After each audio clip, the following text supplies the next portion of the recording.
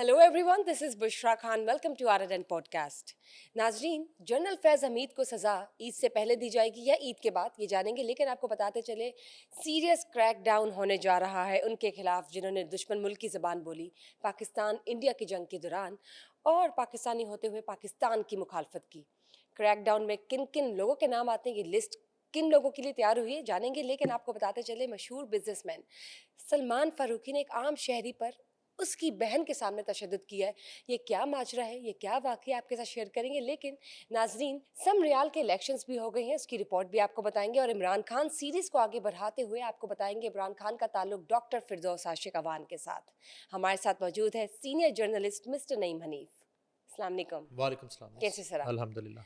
Sir, सबसे पहले बात कर लेते हैं जनरल फैज़ हमीद की। ईद करीब है, लेकिन ईद से पहले जो हेयरिंग है, क्या उसमें सजा सुनाई दी जाएगी या ईद के बाद? जनरल फैज़ से पहले हम ईद की बात ही कर लेते हैं। ईद की छुट्टियों का नोटिफिकेशन जो है वो वफाकी हुकूमत ने जारी कर दिया, ठीक। और ज़ाहिर है कि वही सूबाई हुकूमत का भी नोटिफिकेशन है। और ईद की छुट्टियां जो हैं पूरे मुल्क में 6 से 9 जून तक होंगी, यानी फ्राइडे से मंडे तक ईद उल अज़हा जो है उनकी छुट्टियों का नोटिफिकेशन जारी हुआ है। और आगे चूँकि 10 को ग़ालिबन पंजाब हुकूमत जो है वो बजट पेश कर रही है, तो 10 से दोबारा जो है वो एक्टिविटी शुरू हो जाएंगी। तो लिहाजा नाजरीन के लिए इतला है, और ख़ास तौर पे जो मुलाजमत पेशा अफराद हैं राइट। उनके लिए ये इतला है कि ईद की छुट्टियां पाकिस्तान में 6 से 9 जून तक होंगी। अब बात करते हैं जनरल फैज़ हमीद की ईद कैसे गुजरेगी। ये बताएं। जनरल फैज़ हमीद की ईद वैसे ही गुजरेगी जैसी उन्होंने चाही, बगैर सोचे समझे। जैसे उन्होंने कानून की खिलाफ वर्जी की, जैसे उन्होंने बहुत से क्राइम का वो हिस्सा बने, बहुत सी साजिशों का हिस्सा रहे, और जो उनकी असल जॉब थी, जो असल ड्यूटी थी, उसको भुलाकर वो यहाँ तक कि रियासत दुश्मनी में भी मुलव्वस पाए गए हैं। और उसके अलावा एक सियासी जमात के साथ उनका गठजोड़ जो है वो अपनी ड्यूटी पे रहते हुए, वर्दी में रहते हुए, वो सब साबित हो चुका है। जनरल फैज़ हमीद का कोर्ट मार्शल मुकम्मल हो चुका है, और उनको किसी भी वक्त सज़ा सुना दी जाएगी। और मेरे पास जो इतला है, उनको ठीक ठीक सज़ा जो ठीक। है वो 9 मई के मुकदमे में सज़ा सुनाई सर, जाएगी। क्या हो अब सकती है सजा? सज़ा नौयत? कुछ भी हो सकती है, वो उसमें उम्र कैद भी हो सकती है, उसमें जो है वो बाज़ तज्ज़ियाकार और बाज़ हलकों से फांसी की सज़ा की बाज़ गश्त भी सुनाई फांसी गई। भी हो सकती है, उम्र कैद? ये सुना है। ठीक ये है। ये हम मैं मेरा ये मौक़िफ़ नहीं है, मगर ये है कि छोटी सज़ा नहीं है। वो उम्र कैद भी हो सकती है, वो 15 से 20 साल कैद भी हो सकती है। और ये 15 से 20 साल जो रात दिन वाली नहीं है, ये पूरी सज़ा होगी। और इसमें जो है ना, असल ख़बर ये नहीं है। असल ख़बर ये है कि अगर 9 मई में जनरल फैज़ हमीद को जो है वो सज़ा होती है, तो 9 मई में पाकिस्तान तहरीक-ए-इंसाफ के बहुत से लोगों को सज़ाएँ हो जाएँगी। ठीक ठीक ठीक। है? और उनके फ़ैसले भी आ जाएँगे, और उनकी सज़ाएँ जो हैं उन लोगों में इस वक़्त मौजूदा असेंबलीज़ के एमपीएज़ और एमएनएज़ भी शामिल हैं। वो यानी कि अब कोई इसमें इबाम है ही नहीं नहीं, कि नहीं, नहीं। सजा नहीं मिल नहीं, रही, नहीं, सज़ा बल्कि हो रही। अब सज़ा तो वो अब ये सीजन स्टार्ट हो गया डिपेंड इनको। करता है कि वो ईद से पहले सज़ाएँ सुना दी जाएँ, और फैज़ हमीद की सज़ा जो है वो ईद से पहले जो है मतवक्का वो है, सज़ा दी कितने जाए। चांसेस है? अब देखें, मसला ये है कि वो ज़ेर हिरासत हैं पहले ही। पहले भी सज़ा ही भुगत रहे हैं। पहले कौन-सा ठीक बकरे ठीक खरीद रहा है ठीक। जनरल फैज़ हमीद जाके, या बकरे ज़िबा कर रहा है जो उसने अपने दौर में ज़िबा किए। हुकूमती बकरे, और एक हुकूमत जो है ना उसको बनाने के लिए और उसको चलाने के लिए वो आउट ऑफ द वे जाके उन्होंने जो जिस जुर्म के वो मुर्तकब करार पा चुके हैं, मैं ये आपको अर्ज़ कर रहा हूँ कि पीटीआई के बहुत से एमएनए और एमपीएस फारिग हो जाएंगे। उनको जब सज़ाएँ हो जाएंगी, वो सज़ाएँ होंगी, वो नाअहल हो जाएंगी अपनी सीटों से, वो सीटें खाली हो जाएंगी। ये बहुत बड़ा एक क्राइसिस जो है हुकूमत के लिए ड्रॉबैक नहीं, भी है और एक एज पीटीआई भी। के लिए बहुत बड़ा क्राइसिस होने जा ठीक रहा है। ठीक। जनरल फैज़ हमीद की सज़ा के बाद पीटीआई के बहुत से एमएनए एमपीएस को 9 मई में जब सज़ाएँ होंगी और वो नाअहल करार पा जाएंगे, उनकी सीट्स खाली हो जाएंगी, उनकी सीट्स पे इलेक्शन होंगे, और उनकी सीट्स पे जो इलेक्शन होंगे वो 99.9% हुकूमत जीतेगी।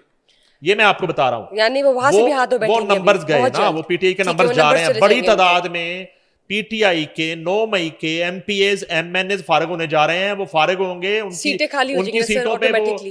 इलेक्शन होंगे। ठीक है जी।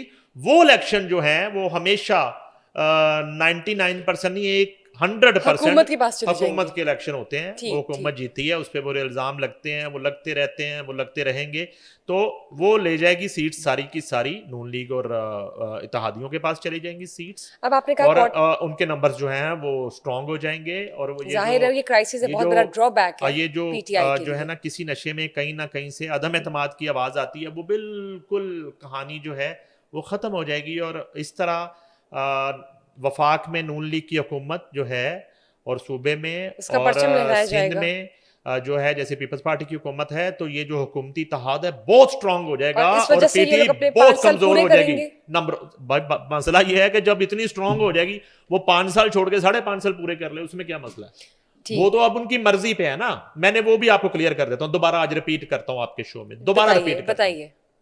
ये वाकया, ये सजाएं, ये हादसा, ये हो ना हो, नून लीग की हुकूमत उस वक्त तक है जब तक नवाज शरीफ चाहेगा।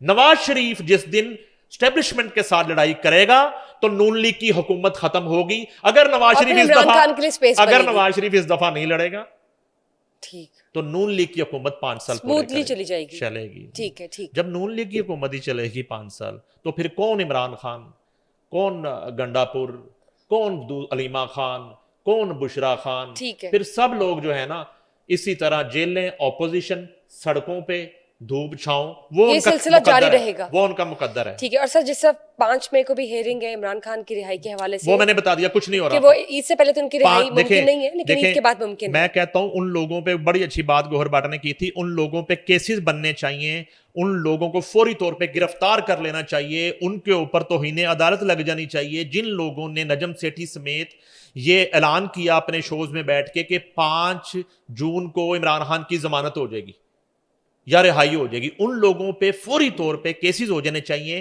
कि वो अदालत का जो फैसला है, अगर वो इस तरह का है भी, तो उसको लीक कर रहे हैं, और वो अदालत की जो एक सीक्रेसी है उसको लीक कर रहे हैं। इनका क्या नेटवर्क है? क्या मौजूद अदालतों को ये पता है कि उनके फैसलों तक, उनकी सोच तक इन लोगों की एक्सेस हो गई है? तो ये बड़ा खतरनाक है हमारे मुल्क के लिए। ऐसे लोगों के खिलाफ मुकदमात बनने चाहिए, उनको फौरी गिरफ्तार कर लेने चाहिए, और जो है ना अडयाला में ही उनकी ईद होनी चाहिए, बिल्कुल इमरान खान के पहलू में। ठीक, ठीक। जनरल फैज हमीद का जो फैसला है ईद से पहले भी आ सकता है और ईद के बाद भी आ सकता है, इसमें कोई इबाहम नहीं है। उनको लेकिन तो इमरान सजा खान की सुनाई रिहाई का देनी। फैसला ईद से पहले नहीं आ रहा, हाँ। ये बात क्लियर है बतौर आपकी ओपिनियन। लेकिन ईद के बाद मतवक्का है कि कुछ चंद नहीं, अगली अब हेयरिंग्स इस में हो फैसले सकता को, है। अब देखें ना, ये जो आपको हम खबर दे रहे हैं अपने नाजरीन को, जब जनरल फैज हमीद को 9 मई में सजा हो रही है, तो बाकियों को भी जाहिर है सर फिर खुलने लगे ना पेंडोरा बॉक्स, एग्जैक्टली, पेंडोरा तो बॉक्स फिर खुलने इमरान लगे। खान भी 9 मई में है, वो भी उनके इसकी मत बहुत में से, है, मैंने सब बताया है। है, बहुत से उनके कारकुनों को छोड़ दें, जितने ठीक भी है। जिनको इन्होंने इस्तेमाल किया टिश्यू पेपर की तरह रियासत के खिलाफ, और वो बहुत बड़ा घिनौना खेल था, लश्कर कशी की, जत्था कशी की, जलाओ गिराओ किया, उनको एक साइड पे कर दें। मैं तो आपको कह रहा हूं MNA और MPs फारिग हो जाएंगे। ठीक है, मतलब पीटीआई का सफाया होने लगा है, कह हम ये सकते कह सकते हैं। लेट्स सी क्या अपडेट्स है वो शेयर करेंगे। लेकिन सर मूविंग ऑन, जब बात करते हैं क्रैक डाउन की, मैं नाज़रीन को भी बता रही थी कि एक सीरियस क्रैक डाउन होने जा रहा है। कोई लिस्ट भी तैयार हुई है उन लोगों के लिए जो मुखालफत कर रहे थे, दुश्मन मुल्क की ज़ुबान बोल रहे थे इंडिया पाक की जंग के दौरान। ये बताइए कौन सी लिस्ट है, चल क्या रहा है? ये बहुत से जाहलों की लिस्ट है, ये क्रैकडाउन होने जा रहा है, बहुत बड़ा क्रैकडाउन है। और सियासतदानों में मेरे पास जो इतला है, साबिक सदर आरिफ अलवी पे कार्रवाई भी शुरू हो गई है। साबिक सदर आरिफ अलवी, वो डेंटिस्ट जो हैं, कराची में उनका क्लिनिक है, अभी तो वो बाहर के डेंटिस्ट सेमिनार्स में कोई लेक्चर वगैरह देने गए थे, वो बीच में सदर बन गए थे पीटीआई के दौर में। उनके खिलाफ इस क्रैकडाउन में कार्रवाई का आगाज़ कर दिया गया है। और उसके अलावा इसमें बहुत से जर्नलिस्ट हैं सो कॉल्ड, जिनका ताल्लुक पाकिस्तान से है, वो पाकिस्तान के अंदर मौजूद हैं, कुछ बाहर जाने में कामयाब हो चुके हैं, वो बाहर हैं या अंदर हैं, उनके खिलाफ क्रैकडाउन का आगाज़ हो रहा है। और क्रैकडाउन की नोयत भी मैं आपको बता दूं किस किस्म कि की है? उनके असासे जो हैं वो फ्रीज कर दिए जाएंगे मुतवक्का तौर पर, चाहे वो इधर हो या बाहर, जहां मर्जी हो, जहां मर्जी हो। ओवरसीज भी जो है। एग्जैक्टली, उनके असासे फ्रीज करने की हमारे पास इतला है। उनके पासपोर्ट जो हैं और उनकी आईडीज ब्लॉक कर दी जाएंगी और उन्हें ब्लैक लिस्ट कर दिया जाएगा। और इन लोगों में, जैसे मैंने बताया कि उनमें जो सियासतदानों के नाम आ रहे हैं, सियासतदान भी शामिल हैं, जर्नलिस्ट भी शामिल हैं, तज्जियाकार भी शामिल हैं, उनमें साबिक सदर आरिफ अलवी का नाम जो है वो हमारे पास आ चुका है। और उसके अलावा मैं कुछ नाम जो मुझे जो लग रहा है, एक वो शख्स जो आजकल हज कर रहा है और वो मुझे हैरत है कि वो अपना हज भी, अल्लाह माफ़ करे, अल्लाह ताला उसके हज कबूल करे, ये कबूलियत तो अल्लाह ताला के हाथ में, वो हज का फोटो सेशन कर रहा है। मैं हज पे जाने लगा हूँ, गेटअप उसने पहले ही वो किया हुआ है, ठीक है, मलंगों वाला। और इधर जब वो पकड़ा जाता है तो उसकी जुबान नहीं चल रही होती। उसका नाम है इमरान रियाज। ये जो है ना वो काले इंजन वाले, उनके वाले साहब वहाँ पे मजदूर होते थे। और आज वो कहता है कि मैं एक दिन में करोड़ों रुपया कमाता हूँ। तो वो साहब भी शामिल है इसमें। उसमें आफ्ताब इकबाल का नाम है, उसमें वो जो भगोड़ा मेजर है आदिल राजा, उसका नाम है, और मोहित पीरज़ादा है, और इसमें बहुत से ऐसे नाम हैं। एक वो वजाहत खान है, ठीक है, और वो एक करैक्टर जो है जो जिसकी बेचारी वो अहलिया, वो शरीफ औरत है, वो 2 बच्चे पैदा करके भाग गया यहाँ से, ना बच्चों का कोई उसको अता पता है, ना बीवी का। अहमद नूरानी, ठीक है, वो बड़ा चैंपियन बना हुआ है वहाँ पे बैठ के। और फिर वो गिले शिकवे बहुत करता है किस किस को उठा लिया जाता है। तो उसका नाम है, साबिर शाकर का नाम है। ये सारे नाम जो हैं मुबैना तौर पर ये इनके लिस्ट, खिलाफ क्रैकडाउन होने ये जा रहा ये है। चंद लोगों की लिस्ट है, चंद लोगों की लिस्ट है। चंद लोगों की जी लिस्ट जी, है।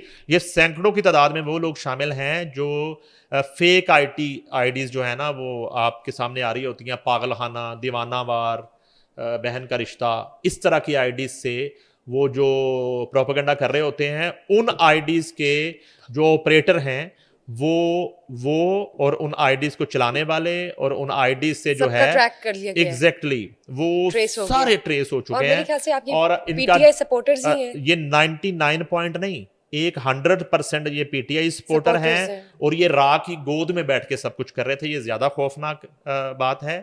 और ये जो है ना मोदी का एजेंडा टो कर रहे थे, और ये पाकिस्तान पर जो इंडिया हमले कर रहा था उन हमलों को सपोर्ट कर रहे थे। और यहाँ पे जो लोगों को शहीद किया जा रहा था और लोगों की ज़िंदगियों के साथ खेला जा रहा था, इस तमाम तर भारतीय कार्रवाई को सपोर्ट करने में इन लोगों का जो है अमल दखल वो साबित हो चुका है। और इनके खिलाफ क्रैकडाउन होने जा रहा है, और ये बड़ा खौफनाक क्रैकडाउन है। और अगर ये क्रैकडाउन कब से जो शुरू है हो रहा वो है सर? ये आज से शुरू है। जब हम बात कर रहे हैं इस वक्त क्रैकडाउन का आगाज हो चुका है, इस पे कार्रवाइयाँ शुरू हो चुकी हैं। और ये कब तक कंप्लीट होता है और इनको कहाँ कहाँ से इनको लाया जाता है। और उसके अलावा मैंने जो बता दिया है कि यहाँ पर इनके जो इसी तरह, इसका मतलब है कि ये काली भेड़ें आज से ये काम नहीं कर रही थी।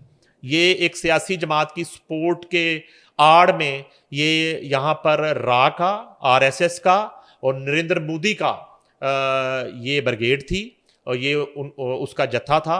और ये काली भेड़ें बन के यहाँ पे बैठे थे और यहाँ पर मौजूद थे। और अब ये लोग एक्सपोज हो चुके हैं।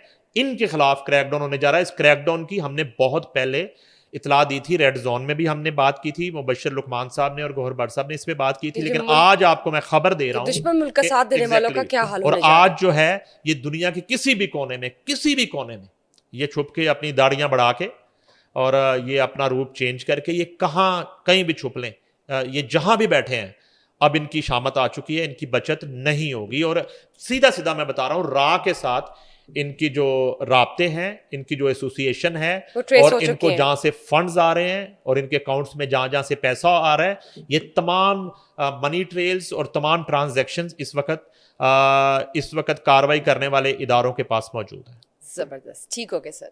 सर हम बात करेंगे मशहूर कराची के बिजनेसमैन सलमान फारूकी की। उन्होंने मुबैना तौर पर किसी आम शहरी के ऊपर तशद्दुद किया है, उस आम शहरी की बहन के सामने। ये माजरा क्या हुआ, क्या था? यार मशहूर आपने उसको इस तरह कह दिया कि जैसे वो सलमान खान है, सलमान फारूकी नहीं है। वो तो मशहूर, इस तरह की मशहूरी तो अल्लाह ताला जो है वो किसी दुश्मन को भी ना दे। वो तो बदनामे ज़माना आदमी, घटिया तरीन शख्स इस माशरे का वो इस वक्त बन चुका है। उसके बच्चे होंगे, उसकी बहनें होंगी, बीवी होगी, वो तो किसी को मुंह दिखाने के काबिल नहीं है। माशरे में वो किस तरह निकलेंगे कि वो एक फ़िरौन के बच्चे हैं, वो फ़िरौन की बहन है, वो फ़िरौन की बीवी है। तो सलमान फारूकी मशहूर नहीं है, बदनामे ज़माना, एक बैड रेप्यूटेड करैक्टर वो साबित हुआ है। वो जा रहा था अपनी मर्सिडीज गाड़ी में, एक जो है वो प्राइवेट कोई कंपनी है उसका वो सीईओ है, और एक जो है वो शहरी मोटरसाइकिल पे अपनी बहन के साथ गुजर रहा था। उसको मामूली हादसा जो है वो पेश आता है किसी दूसरी मोटरसाइकिल के साथ, और वो लड़खड़ाता हुआ इस गाड़ी में टकरा जाता है, टच ठीक कर जाता है। ठीक ठीक। अच्छा, बजाय इसके कि वो जो शख्स है जो अपने गार्ड्स के साथ अपने ड्राइवर के साथ जा रहा था सलमान फारूकी, कि वो उतर के उसको कोई उसका हाल पूछता, उसको संभालता, उसने उसको तशद्दुद का निशाना बनाना शुरू कर दिया। अब जब उसको मारना शुरू किया, खुद स्पेशल उतर कर। हाँ जी, और उसके ड्राइवर ने भी साथ उसको मारना शुरू किया, और उस वक्त जो है उसकी बहन जो है वो हाथ जोड़ रही है और उसके तरले कर रही है, मिन्नतें कर रही है, उसके पाँव को हाथ लगा रही है कि मेरे भाई का कोई कसूर नहीं है, आप उसको छोड़ दें, अगर अगर है भी तो मैं माफ़ी मांग लेती हूँ। वो बेचारा जो मोटरसाइकिल सवार है वो माफ़ी मांग रहा है, और वो उसको उस वक्त ये है कि मैं वो मार इसलिए भी खा रहा है कि उसकी बहन साथ मौजूद है। और इस वक्त जो है ना, ये जो मंजर ये तो सब ने देख लिया। सबसे जो तकलीफ दे बात है, लानत उन लोगों के ऊपर जो उस वक्त वहां पे मौजूद थे। सारे वो मर्दनुमा मुर्दे मौजूद थे वहां पे, और उनकी तादाद काफी ज्यादा थी, जो सिर्फ तमाशा देख रहे थे। ना उस सलमान फारूकी को, उस गुंडे को कोई रोक रहा था वहां पे, और ना उसकी बहन की कोई फरियाद सुन रहा था। सब खामोश तमाशाई तमाशबीन बने हुए थे। ये जिंदा लाशें वहां पे मौजूद थी, और उनके लिए सिर्फ मैं इतना कहना चाहता हूं कि खुदा ना करे आपके साथ इस तरह हो, आपकी बहन, बीवी या बच्चे आपके मौजूद हों, और आपको कोई इस तरह फिरौन आप पे तशद्दुद कर रहा हो, और आप एक मदद तलब नज़रों से सबको देख रहे हो, और आपकी कोई मदद को ना पहुंचे। और वो सब लोग वहाँ पे मौजूद थे, और वो कराची के ये जो शहरी उस वक्त मौजूद थे, वो बिल्कुल काबिल लानत हैं, और उन पे लानत भेजी जा सकती है। सोशल मीडिया पूरा सलमान फारूकी पे चढ़ा हुआ है।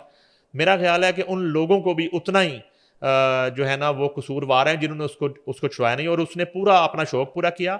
और अगली बात यह है कि ये मुकदमा जो है वो मुतासरा शख्स और उसकी बहन की तरफ से दर्ज नहीं हुआ सलमान फारूकी पे। सलमान फारूकी को जब गिरफ्तार कर लिया, तो मैं DIG साउथ को अभी सुन रहा था थोड़ी देर पहले, तो उन्होंने बताया कि ये मुकदमा एक शख्स जिसने ये वीडियो बनाई है, उसने हिम्मत करके वीडियो बनाई। वो भी एक मोटरसाइकिल सवार है जो पास से गुजर रहा था। उसने जब ये वाकया देखा तो उसने हिम्मत करके ना सिर्फ वीडियो बनाई, बल्कि अपनी मुद्दत में उसने जाकर दरखास्त भी थाने में दे दी। उस दरखास्त के बाद, उस FIR होने के बाद, खवातीन के साथ बदतमीजी और उस शख्स को मोटरसाइकिल सवार को हिरासत में रखने, और उसको जो है वो हरासा करने और दहशत फैलाने और तशद्दुद करने की दफात के तहत, बड़ी तगड़ी दफात के तहत कराची पुलिस ने यह मुकदमा दर्ज किया। और मुद्दत जो है वो फिलहाल उस शख्स की है वो जो पास से गुजर रहा था। और अभी तक जो है ना उस फैमिली के साथ रब्ता करने की कोशिश की जा रही है कि वो आके अब सिर्फ गवाही दे दें, एक अपना जो है ना बयान दे दें। और सलमान फारूकी को हिरासत में ले लिया गया। बड़ी ड्रामाई सी एक तस्वीर मेरी नज़र से गुजरी है कि वो उसको हिरासत में ले लिया गया है, और वो जो हवालात है उसका दरवाज़ा बंद किया गया है, लेकिन उसकी कुंडी नहीं लगी हुई बाहर से, लॉक भी नहीं लगा हुआ। लॉक साइड पे है, कुंडी भी साइड पे है, लेकिन सिर्फ फोटो सेशन के लिए दरवाज़ा बंद कर। प्रेशर इतना ज़्यादा सोशल मीडिया का और सेटेलाइट मीडिया पे इतना ये वीडियोस चल गई और इतनी ज़्यादा ये खबर चली है कि कराची पुलिस को बहरहाल हरकत में आना पड़ा। अब वज़ीर आला सिंध जो हैं उनका, मुराद अली शाह, उनका रोल बनता है। बिलावल भुट्टो जरदारी को भी इसका नोटिस लेना चाहिए। और इस शख्स को अगर ये ईद बाहर करता है तो फिर निज़ाम कानून और निज़ाम इंसाफ जो है उस पर भी उंगलियां उठेंगी, सवालिया निशान है। और जो दफात हमें बताई गई हैं, इस दफात में तो ना इसकी जमानत होनी चाहिए और ना इस शख्स को बाहर आना चाहिए जब तक ये इन दफात के तहत तो जो जुर्म किया है इसकी पूरी सजा ना भुगत ले। बिल्कुल ठीक बात सर। लेट्स सी कि अब हुकूमत अपना रोल कैसे निभाती है और कितनी ईमानदारी के साथ निभाती है, ये भी दुनिया देखेगी। और जिस प्रेशर के साथ उसको हिरासत में लिया गया है, वो जो प्रेशर है देखते हैं उसका कितना मान रखा जाता है हुकूमत की जानिब से। मूविंग ऑन सर, जब बात करते हैं समरियाल के इलेक्शंस की, समरियाल के इलेक्शंस की रिपोर्ट प्लीज डिस्कस कीजिए। मैंने आपको जो पहले नहीं बताया, वो 9 मई वाला जो सीटें खाली होनी है PTI की सजाओं में। अब ये नतीजा आप देख लें, ये समरियाल का इलेक्शन था जी, पंजाब असम्बली का। ये अरशद वड़ाइच मुस्लिम लीग नून के MPA थे, उनकी डेथ हो गई और उनकी बेटी हिना है। अच्छा, हिना जो है उनका कभी भी बराह रास्त सियासत से कभी ताल्लुक ही नहीं रहा, कभी ताल्लुक ही नहीं रहा हिना का। उन्होंने कभी पॉलिटिक्स की ही नहीं, लेकिन अब बाप की डेथ के बाद ये जिम्मेदारी उनके कांधों पे पड़ी और उन्हें पार्टी की तरफ से और वज़ीर पंजाब की तरफ से ये कहा गया कि आप इलेक्शन जो है वो लड़े। पार्टी ने फैसला किया ओके, वही लड़ेंगे इलेक्शन। अच्छा, जो उनके मुकाबले में इलेक्शन लड़ा पीटीआई के हमायत याफ्ता फ़ाखिर निशात गुम्बद जो है, पहले भी ये हारे थे 10,000 वोट से, इनके वालद से, हिना के वालद से हारे थे, और अब तो उनकी ज़मानत ही ज़ब्त हो गई है। अब तो ये जो होता है ना, एक धांधली हो गई। और मैंने आपको पहले बताया कि देखें, ये जो बाई इलेक्शन होते हैं ये हुकूमती उम्मीदवार की फेवर में जा रहे होते हैं। जो मर्जी आप कर लें, मशीनरी का इस्तेमाल होता है। तो मगर ये है कि जब आपने इलेक्शन लड़ना होता है ना, तो फिर आपको सारी चीज़ों को फेस करके मैदान में उतरना होता है। अगर आपकी इतनी औकात नहीं है, इतनी हैसियत नहीं है, और आप इतने कमज़ोर हैं, तो फिर आपको इलेक्शन में नहीं आना चाहिए। मैं पीटीआई के कारकुन को एक बात करता हूं, पीटीआई के कारकुन का सवाल इमरान खान से बनता है कि हमने आपको 2018 में इलेक्शन वोट दिया, आपको वजीर आजम बनाया, आप 3.5 साल के बाद उठा के आपको बाहर फेंका, तो ये आपका कसूर है इमरान खान साहब। ये आपकी कमजोरी है कि आपने हमारे दिए हुए वोट की हिफाजत ही नहीं की। ठीक, आप हमारी दिलवाई हुई कुर्सी को संभाल ही नहीं सके, आप 5 साल ही नहीं पड़े, तो ये कमजोरी तो आपकी है ना। ये सारे का सारा सियासी खेल, इसमें जो बसात उल्टी है, जो बाजी हारी है, वो आपने हारी है। वोटर ने तो आपको वज़ीर आज़म बना दिया। अब यहां पर अगर तो आपने खुद दिखाना है ना। हाँ, फ़ाखिर निशात गुम्बद जो है, अगर वो इतने जोगे नहीं है कि हुकूमती उम्मीदवार का सामना कर सकें और उससे इलेक्शन लड़ सकें और उससे इलेक्शन जीत सकें, तो क्यों आप जो है इलेक्शन में उतरे हैं? किसी तगड़े बंदे को उतार देते हैं। अच्छा, बहरहाल इनकी जमानत जब्त हो गई है। 10,000 की लीड से ये हारे थे जो है जनरल इलेक्शन में। अब ये आ रहे हैं तकरीबन को 38,000 की लीड से। 78,000 वोट पड़ा है जो है वो हिना अरशद वड़ाइच को, और इनको को वोट पड़ा है, को 36-40 के करीब वोट पड़ा है। और सिर्फ 40। मैं कहता हूं कि जनरल इलेक्शन की निस्बत 20,000 लीड बढ़ गई है। ठीक है, तो ये हाल होना है आगे बाई इलेक्शन में पीटीआई का, यानी कि हम देख सकते हैं ना। एग्जैक्टली। तो हाँ जी, तो वो बिल्कुल बहुत बुरी तरह से वो शिकस्त हुई है। यानी कि इतनी बुरी शिकस्त है कि इसको आप धांधली भी नहीं कह सकते, इसका वावेला भी नहीं कर सकते। आप इसमें रिकाउंटिंग में जाने का शौक पूरा कर लें, आप दोबारा जो है ना वो पोलिंग की दरखास्त दे दें, कुछ कर लें। इतनी बड़ी लीड है क्या। अच्छा, एक बात आपको मैं बताऊं, एक बात देखें, एक कॉमन सेंस की बात है। एक वोटर जो है सारी जिंदगी उसने सिर्फ आवे जावे करते रहना। उस हल्के के कोई अपने मसाइल भी तो होंगे, उस वोटर के कोई इश्यूज भी तो होंगे। तो वो अंधा नहीं है वोटर। उसको ये मैं क्यों कहता हूं हुकूमती उम्मीदवार को एज होता है, वो इसलिए होता है कि उसके जो काम है ना, उस हल्के के किसी भी तरह के काम, वो और उस हल्के के वोटर का जो काम है, थाना कचहरी है, वो तामीर तरक्की के काम है, किसी भी तरह के काम है, वो हुकूमत ने हल करने हैं, ना कि एक ओपोजिशन के बंदे को आप वोट देके आप कामयाब करवा भी दें तो वो आपका कुछ नहीं कर सकता। असल में आप अवाम के लिए चुने गए, तो अवाम के लिए कुछ करके हाँ, ये वजह है कि एज होता है हुकूमती उम्मीदवार को। अगर ये जीत जाएगा तो ये हुकूमत का हिस्सा होगा। जब ये हुकूमत का हिस्सा होगा तो हुकूमत जो है हमारे मसाइल के हल के लिए जो है ना वो मददगार साबित होगी। तो लिहाजा हुकूमती उम्मीदवार को वोट देना बेहतर है, बजाय आप अपोजिशन के उम्मीदवार को वोट देकर अपना वोट जाया करेंगे। ये सादा सी बात है, जाहिर सी बात। सर, इमरान खान सीरीज को आगे बढ़ाते हुए ये बताइए, इमरान खान और डॉक्टर फिरदौस आशिक अवान की दोस्ती की जब बात करते हैं, उनके ताल्लुक की बात करते हैं, तो वो कहाँ से कहाँ पहुंच गया और अब कहाँ है, बताइए जरा। डॉक्टर फिरदौस आशिक अमान की कभी भी इमरान खान से या उनकी पार्टी से कोई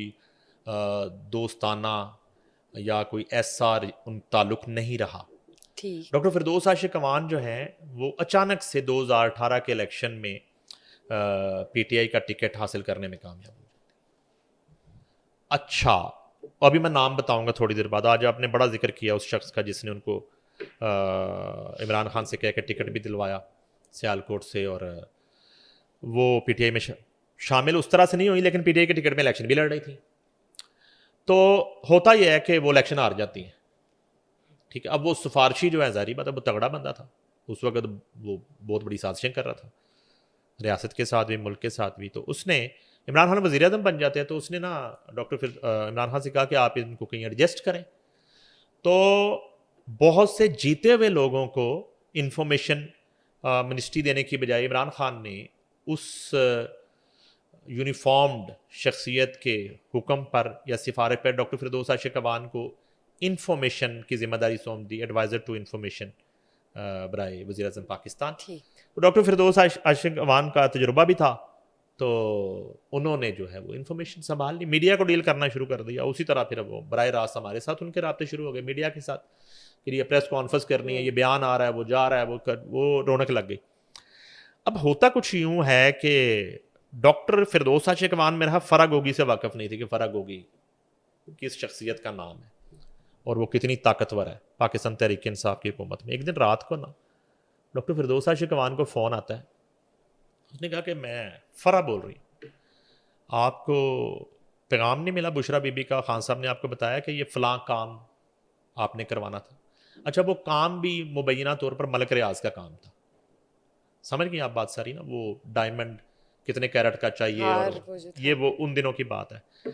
अच्छा, वो बकौल डॉक्टर फिरदौस आशिकवान, उन्हें पता नहीं था। डॉक्टर फिरदौस आशिकवान एक दबंग खातून, और अगर आपकी कभी मुलाकात हुई तो आपको पता है कि वो किसी को कुछ नहीं समझती। उन्होंने कहा कि कौन फ़रा? उन्होंने कहा मैं बोल रही हूँ फ़रा शहजादी, आपको ये काम। उन्होंने कहा अच्छा मैं बिज़ी हूँ कर रहा हूँ। उन्होंने कहा तुम बिज़ी नहीं हो, ये सुबह तक काम ना हुआ ना तो तुम इस्लामाबाद से अपना बिस्तरा पकड़ो और सियालकोट वापस जाओ।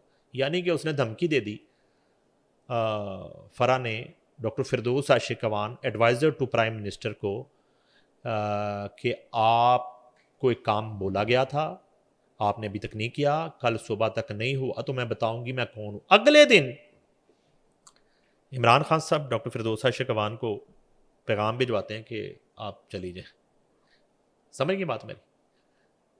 जिस तरह ओन चौधरी को कहा जाता है खुदा ऊपर हाफिज, से उनको कहा जाता है कि आप छोड़ दें चार्ज इंफॉर्मेशन मिनिस्ट्री का, ये ये चल हाल है जाएगी। हुकूमत का उस दौर की। फ़रा जो है वो जो एक बाजू थी बुशरा बीबी की, सहेली फ्रेंड, जिसको दोनों ऑन करती हैं दोस्ती को, यानी कि ऐसे ही तो नहीं।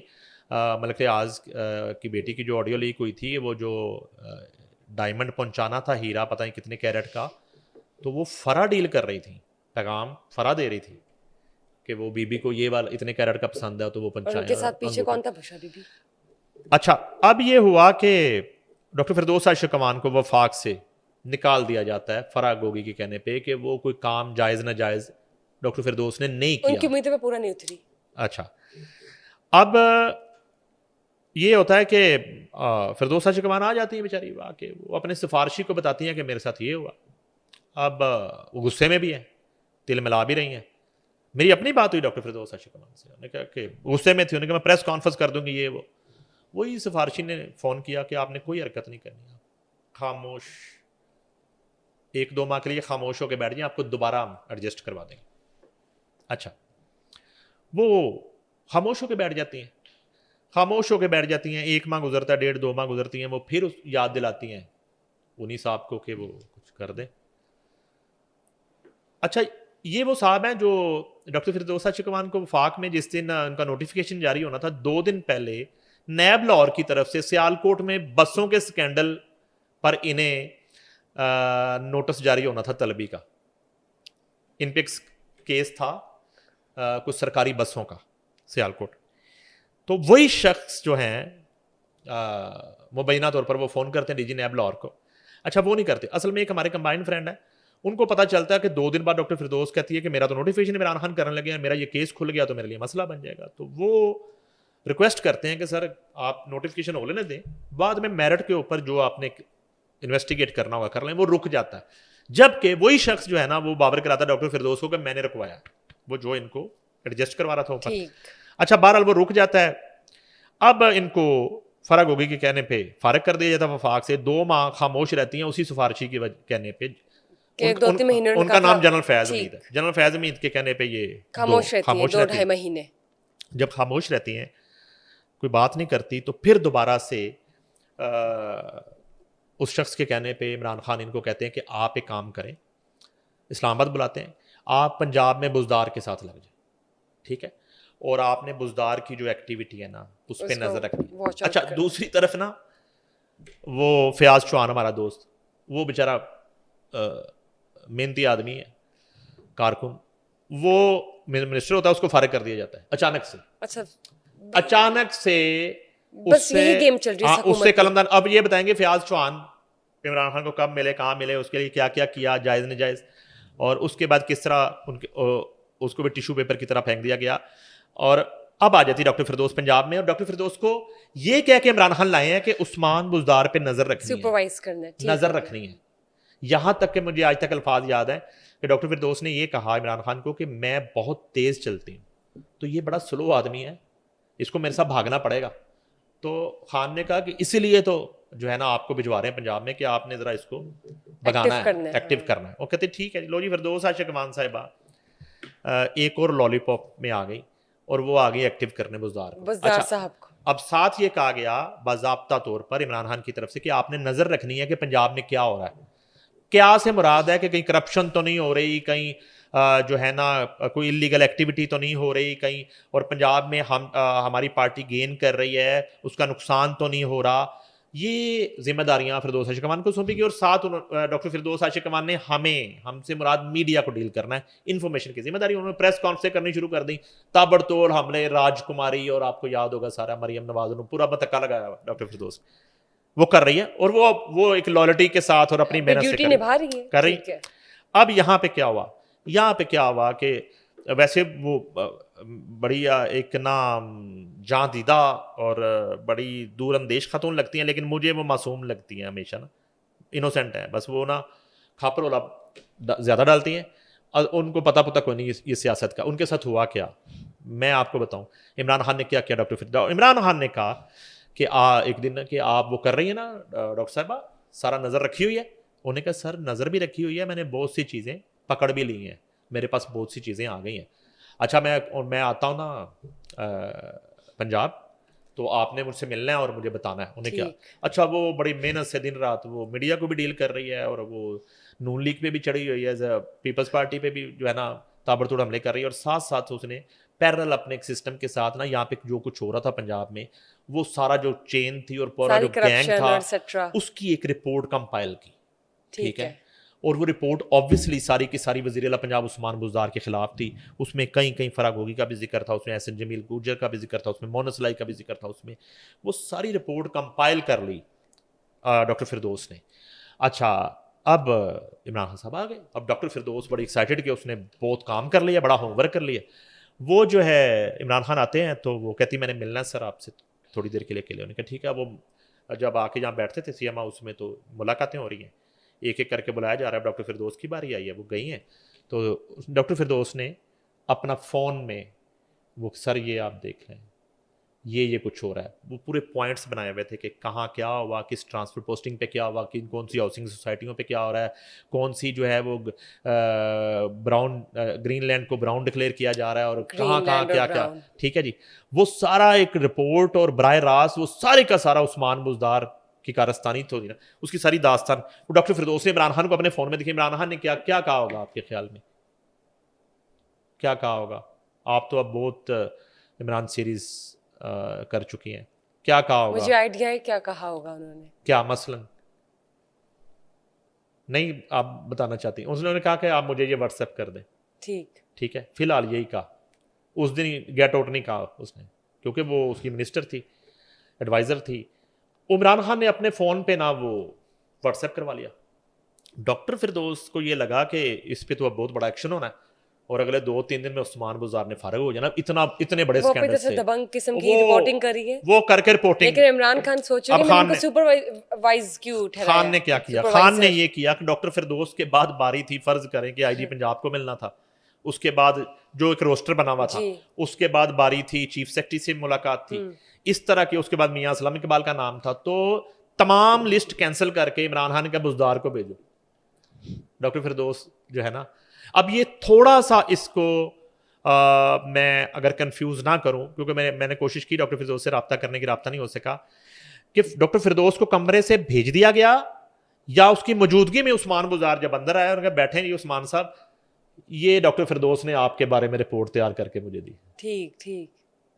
यानी कि वो जो डॉक्टर फिरदौस ने तमाम तर कंपाइल किया स्कैंडल और करप्शन की कहानी और दास्तान सारी रकम करके वो दिखाई, वो अपने फ़ोन पे मंगवाई, अपने फ़ोन पे मंगवा के उस्मान बुज़दार को उसी वक्त बुलाया, उसको फॉरवर्ड भी कर देंगे, ये डॉक्टर फिरदौस ने तुम्हारे बारे में किया, इसको फारग कर दो। अब इमरान खान को ज़रूरत ही नहीं डॉक्टर फिरदौस को फारग करने की, उसका बॉस जो है डॉक्टर फिरदौस का वो तो उस्मान बुज़दार है, सीएम पंजाब है। तो खान साहब ने फौरी तौर पर उसकी सारी की कराई जो है ना वो उधर पकड़ा दी वज़ार को दे दी और उस्मान वज़ार ने अगले ही लम्हे नोटिफिकेशन निकाला और उसका वो कैंसिल कर दिया, एडवाइज़र का जो नोटिफिकेशन था, और उसको फारिग कर ये दिया। गलत बात और है। वो बेचारी जो है ना उसी मेकअप में वो कहते और हैं कि वो मैंने चादर क्यों दी बुकल रिपोर्ट मारी किया। और आपा जड़ी ना सियालकोट रवाना, वो और बेचारा तब से वो सियालकोट है। उधर भी दुश्मनी ले ली इनकी खातर, इधर भी ना नून लीग में वापसी हुई। उसके बाद उसने बड़ी कोशिश की, मरियम नवाज से भी बात की, कुछ कंबाइंड फ्रेंड्स ने जाके मियां नवाज शरीफ से भी बात की, तो वो बिल्कुल भी नहीं माने उनको लेने के लिए। फिर पीपल्स पार्टी में जाने की कोशिश की, उधर भी बात नहीं बनी। तो अब वो सब्र शुक्र करके डॉक्टर फिरदौस के रोज़े चल रहे हैं इस वक्त लंबे। अब कब वो ख़त्म होते हैं, कब उनकी ईद आती है, ये तो आने वाला वक्त बताएगा। लेकिन इमरान खान ने इस तरीके से डॉक्टर फिरदौस आशिक अमान को डिच किया, यूज़ किया, और इस तरीके से बजाय इसके कि जनरल आसिम मुनीर की तरह, बजाय इसके मुबश्शिर लुकमान की तरह, बजाय इसके जनरल बाजवा की तरह। मैंने आपको बताया था कि जनरल बाजवा पहले शख्स थे जिन्होंने उस्मान सारी बुज़दार और करप्शन पंजाब की करप्शन कहानी पॉइंट आउट वज़ीर की आज़म थी। के सामने रखी, और बजाय इसके कि इस तरह के बहुत सारे जेकेटी की तरह, अलीम खान की तरह, ओन चौधरी की तरह जो है उसने फिरदौस आशिक अमान के साथ भी वही किया कि जो उस्मान बुज़दार की करप्शन मुझे बताएगा, जो बुशरा बीबी की करप्शन मुझे बताएगा, जो फ़रा की वो फारिग बारे में बात करेगा, वो ना सिर्फ उसको निकाल दिया जाएगा हुकूमत से, उसको पीटीआई से फारिग कर दिया जाएगा, और उसके बाद उसकी ट्रोलिंग शुरू हो जाएगी और उसके ब्रिगेड उसका चढ़ेगी। फिर एंड हो ये गया ना जो है मासूम आपा की पॉलिटिकल कहानी, करियर का। मासूम आपा की कहानी है। बहुत ही